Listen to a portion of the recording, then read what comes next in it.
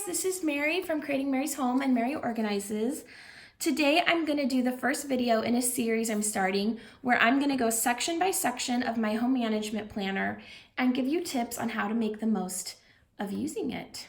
So let's begin. The section we're going to go with today is the home management section. It used to be its own section in the planner, but now I've moved it to the very front. To me, this is the most important page. These are the most important pages in the planner, and so I didn't want them to seem like an afterthought in a different section. I wanted them to be the first pages you looked at when you went into the blog or into the planner. Sorry. All right, so let's talk about that weekly routine.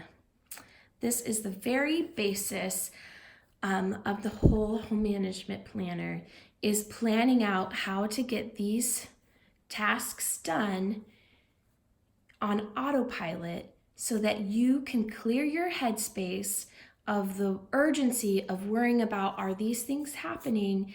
And you can think about the more important parts of life, like your kids or your spouse or your friends or vacations or your hobbies. There's so many more enjoyable things in life than chores and home management tasks. But if we're not doing these things, then we can't really enjoy the other parts. So this is just kind of being an adult, unfortunately. But hopefully this planner will make it easier for you to make sure you're getting everything done without having to think about it too much. The thinking really goes when you're doing the planning, and then the rest of the time you're just following the plan and you don't really have to keep thinking about it. So the most important parts of this weekly routine are these home management tasks. So those you'll find, if you've already bought your pages, you know you got a choice between, in the weekly view, there being these tasks already written in or no tasks written in. And I do leave that up to you because I understand some people might be nurses where they work Monday through Wednesday, so they don't do any of these things. And so they kind of spread out their schedule more on these days. And I want you to have all the flexibility that you want. So the home management tasks, on every Sunday night, I plan my week ahead. And then on Mondays, I meal plan. When I plan my week, here's a checklist of things to think through. And I'll talk a lot more about these things when I actually do the section on weekly planning, because I'll talk about how I fill up my weekly plan. So we'll come back to that. We'll put a little pin in it. But you do have a checklist here, so you can kind of make sure you're just getting it, all your areas covered. And then meal planning, there's actually another section. It's the 5th tab. And it goes into meal planning, and we'll talk more about that. And then grocery shopping, yes, it is part of meal planning, but it's such a big task that I thought it deserved its own thing. I mean, if you have a family like I do, it can be a good couple hours a week donated to grocery shopping. So, which is about the same equivalent time I spend cleaning my whole house every week. So I do feel like grocery shopping deserves its own checkbox. The home management session, here's the checklist for that. And I definitely have a blog post about the home management session.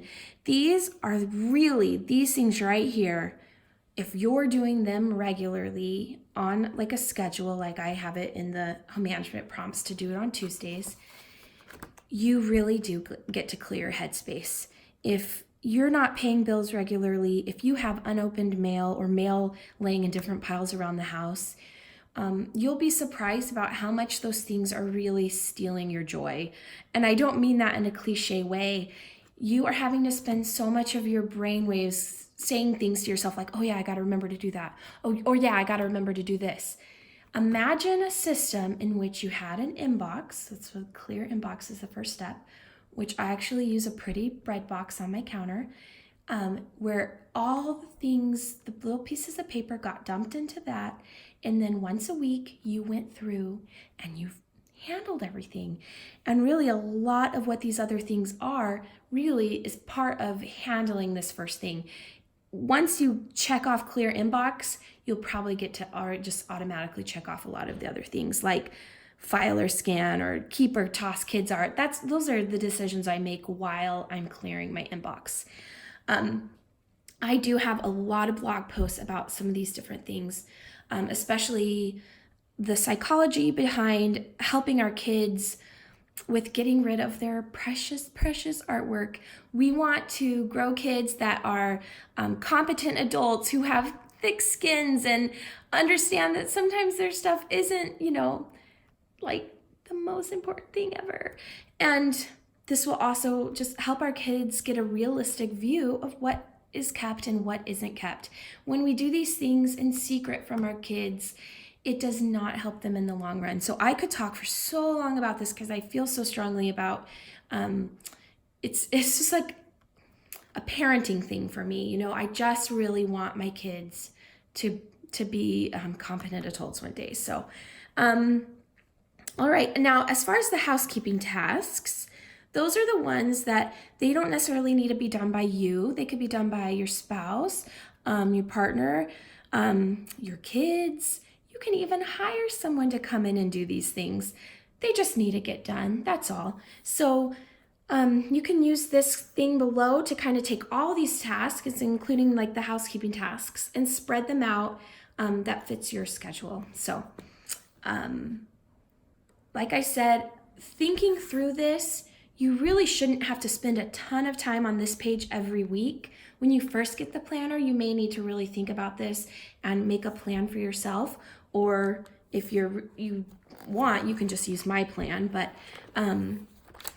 this is for autopilot. So you really think through it hard once, make a plan, and then you just put yourself on autopilot. All right, so the household checklist. These are the things where it's a lot of housekeeping things, or like get your air conditioning tuned up type stuff.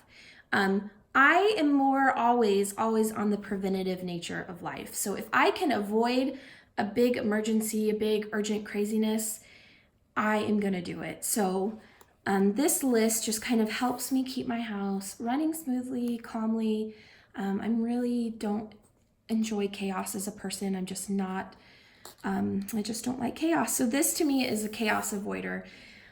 This section of the household checklist, if you follow along with the blog regularly, you don't have to use my planner, but you'll notice like at the beginning of the year, we do the declutter challenge. Spring, we do the spring cleaning challenge. Summer, we focus on organizing, and fall, we focus on decorating. Obviously, sometimes I feel like decorating all throughout the year, so this can be checked off anytime, but if you follow along, throughout the year, you have a whole year to kind of go in and just keep each spot in your home fresh, clean, organized. And like I said, you don't have to be filling your headspace with, oh, I need to do this spot in my home. I need to do that spot in my home. You have a list. You're just going to check off one thing at a time because you're human. And that's all. You just keep plugging along. And before you know it, you really will be able to check off everything. All right. So the next page, those really are like the heart of the home management section. So the next page, if I can turn it, is helpful info. This is the stuff I feel like if you are a parent, or even if you're just a person that has to go to the doctor and fill out all their forms, it's basically everything that's in all that paperwork you have to fill out all the time on one page. So I open up my planner to this page every time I'm filling out paperwork, and boom, I can fill out the paperwork really easily. Also, if I have my parents come and watch the kids for Matt and I to get away for a weekend or week, which doesn't happen as often as it should, I can make a photocopy of this page. This is the beauty of disc-bound, it can pop out.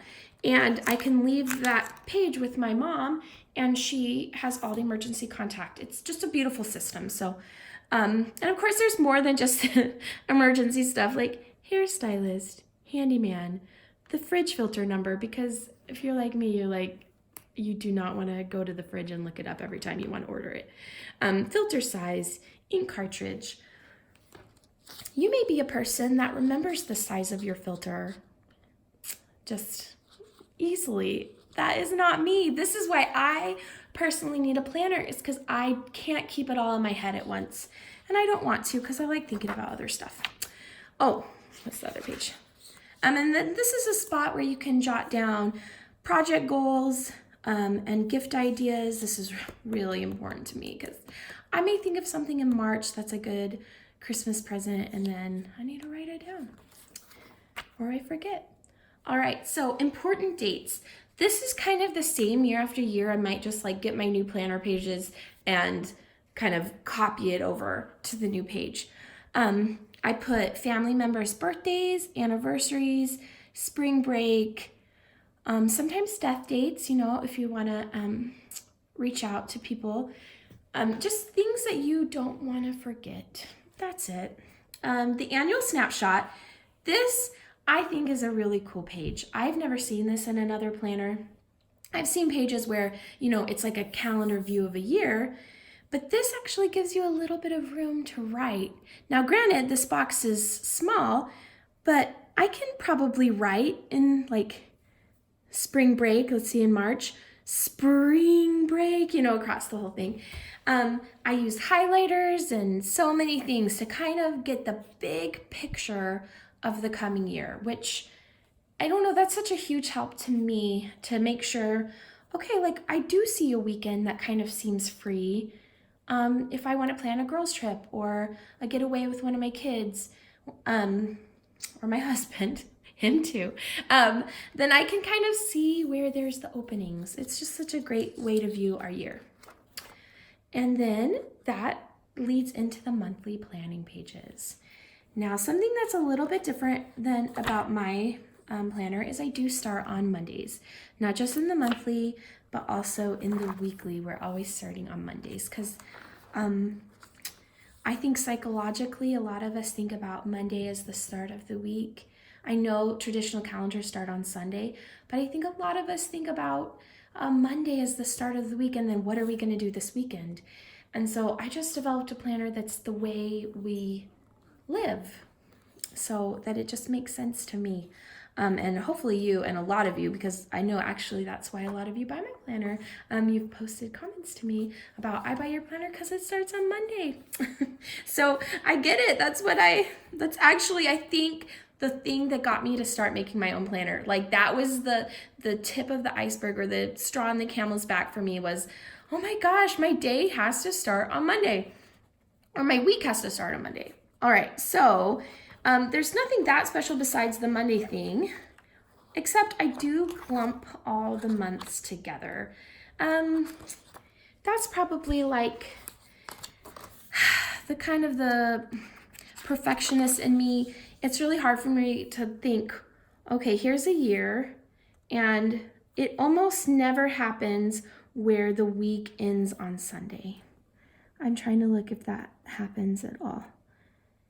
Oh, here it does. One month where it's like, oh, okay, well, this is where I'd put the month. And I don't know if I'm making any sense. You probably have to be as crazy as I am to understand. But when people take the weekly pages and they stick the month in between, it bugs me if there's still some of the old month. Okay, I think I need to stop because I think I'm revealing my craziness. So I clump all my months together. But I do use a binder clip so they can flip back and forth. And the binder clip is really easy. So if I want to go to a new week, I just open up the clip and pop in a new week. And there we go. And when I go to open my planner, I just go right to the week that I'm on, because this is the page. Obviously, once you get involved in your planner, this is the page you'll probably view the most. After you make your initial plan, you know, you'll end up coming here a lot. So obviously I'm showing you with all, because this is a beautiful brand new planner. So I haven't torn out any pages because these months haven't even happened yet when I'm filming this. But I am one where I do not keep the old weeks of my planner because I have never once needed to go to an old week. So my planner actually gets lighter and lighter because every week I tear off a page and move my binder clip. But that compensates because also I keep adding more note paper and things to the other sections. So my planner stays about the same weight, but it's going in different areas. But that's it. I hope that this video has helped you understand the mentality behind the home management planner, the heart of it, which is the first few pages. And the next video we'll talk more about the weekly planning, which I think is probably the most, even though this might be the most important section, the weekly planning are probably the pages you use the most. So I hope that the next video is a good one for you too. If you have any questions that I didn't cover, be sure to comment, because if you want me the soonest, I respond to blog comments more readily than I do social media, because I have certain times where I'll let myself get on social media so that it doesn't suck out my day, but I check my email pretty often, and the comments come to my email. So all right, so I hope this video has been great, and I hope you have a great day. Bye.